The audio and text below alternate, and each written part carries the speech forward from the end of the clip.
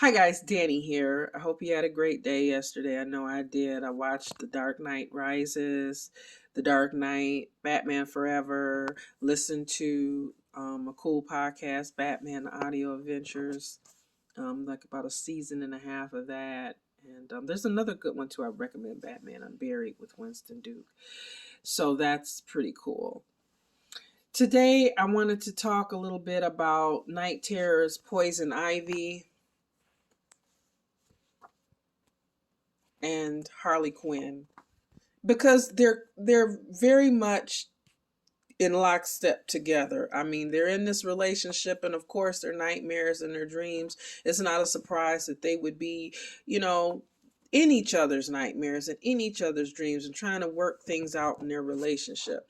And Poison Ivy's is really her nightmare is really suburbia. She's trapped in the Stepford like wife world because she thinks this is what Harley wants. So it kind of opens up with her, and there's this nice house. You see a little frog there. She's like, "Where am I? None of this looks familiar." This is like, oh my gosh, this cookie cutter neighborhood. And next thing she knows, there's Harley, an apron on. It's like, what is going on? She even says it's like a cotton candy version of Better Homes and Gardens. I have nightmares about places like this. People who live in these houses use pesticides on their lawns. And there's barbecues, guys. Their neighbors invite them over for barbecue. And immediately, and I know I mentioned Stepford Wives. If you guys haven't seen it, you got to see it. And you have to watch the OG version, Catherine Ross, not the Nicole Kidman. Definitely don't recommend that one. But this is such, oh my gosh. Ivy cannot deal with this. She feels trapped, she feels suffocated, and she can't breathe, and she wants to get out. And of course, her neighbors and her mate don't want her to, they want her to stay.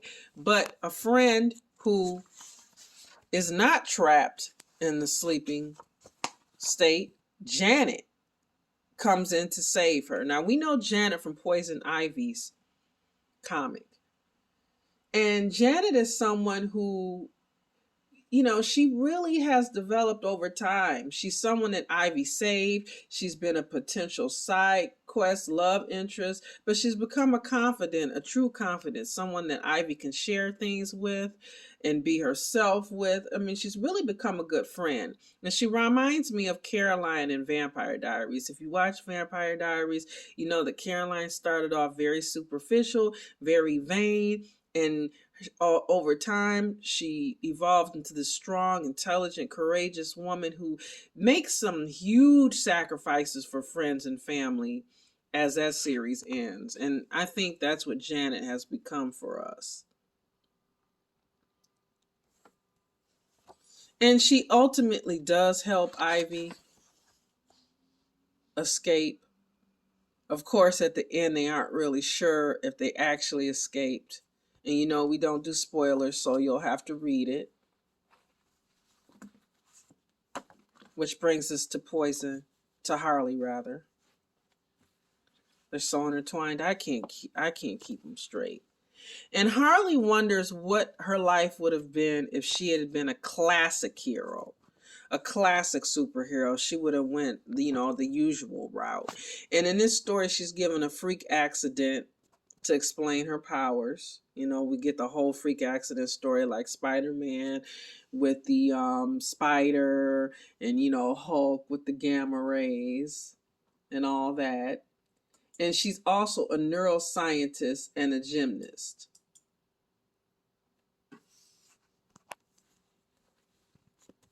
Let's open it up and look a little bit in there.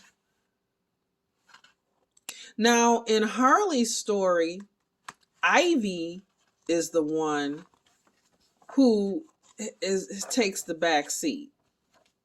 So Ivy becomes a secretary, pretty much. She is not the genius botanist. She answers phones in the biology lab. And she's like, what else would I be doing? And Harley can't understand that. She can't understand how they could sleep on someone so intelligent, and how we could live in a world where someone like Ivy is just answering phones and doesn't have the opportunity to progress. It's just very difficult for her to wrap her mind around that. And it's also difficult for her to wrap her mind around not being able to handle all these big feelings. Now she's kind of bombarded with all of the stuff that she never really thought about it. And she doesn't like it. She doesn't like it at all. Let's look at part 2 of this one. And I really like the artwork in these covers. Advertisement for that Gotham. I'm looking forward to reading that. Yeah, this is a world that Harley does not want to be in.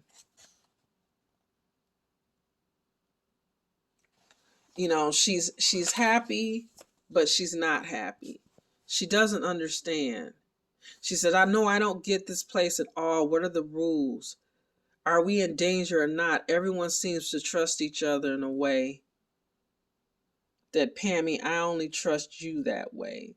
So she doesn't get it. She doesn't get everybody. Why are you guys so happy? And she wants out. And she doesn't want to suppress her feelings. She doesn't like that in this new world, you can't really say what you really mean. You have to be nice and follow these rules. And she wants to destroy this world.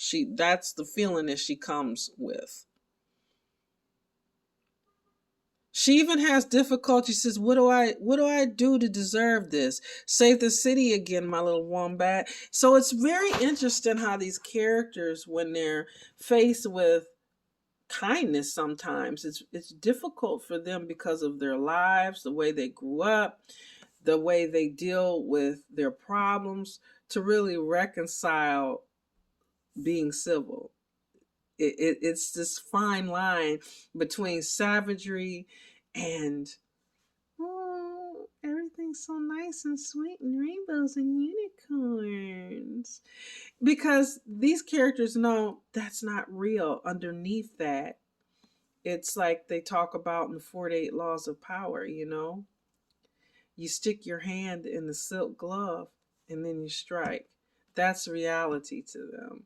I really like the way these two kind of bounced off each other in their nightmares and their dreams. I thought that it was a really good examination of what they both want, because basically I think they want the same thing. They're just afraid that the other person maybe is not quite happy. I think they really love each other, and that they just want to make sure that everything turns out right. So tell me what you guys think, and see you guys again soon. Bye.